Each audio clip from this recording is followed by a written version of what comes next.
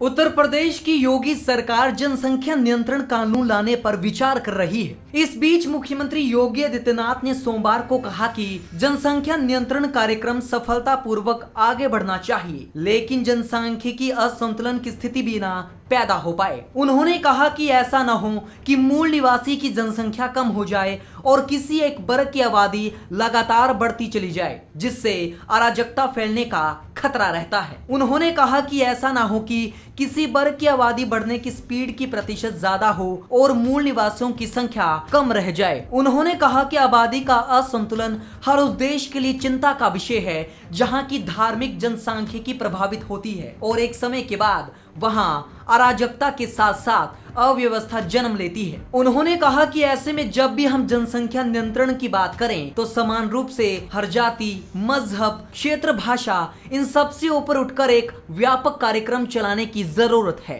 लखनऊ में विश्व जनसंख्या दिवस के मौके पर सीएम योगी ने कहा कि जब हम परिवार नियोजन की बात करते हैं तो हमें ध्यान में रखना होगा कि जनसंख्या नियंत्रण कार्यक्रम सफलतापूर्वक आगे बढ़े, लेकिन जनसांख्यिकी असंतुलन की स्थिति बिना पैदा हो पाए। उन्होंने कहा कि हम सभी जानते हैं कि बीते 5 साल से देश भर में जनसंख्या स्थिरीकरण को लेकर व्यापक जागरूकता कार्यक्रम चलाए जा रहे हैं। एक निश्चित पैमाने पर जनसंख्या समाज की उपलब्धि भी है, लेकिन ये उपलब्धि तभी है जब समाज स्वस्थ व आरोग्यता की स्थिति को हासिल कर सके। योगी ने कहा कि उत्तर प्रदेश आबादी के लिहाज से देश का सबसे बड़ा प्रदेश है और आशा बहनें, आंगनवाड़ी कार्यकर्ताएं, ग्राम प्रधान, क्षेत्र पंचायत समिति सहित अन्य प्रतिनिधिगण स्वास्थ्य विभाग के साथ मिलकर जनसंख्या नियंत्रण कार्यक्रम को और बेहतरीन तरीके से आगे बढ़ा सकते हैं।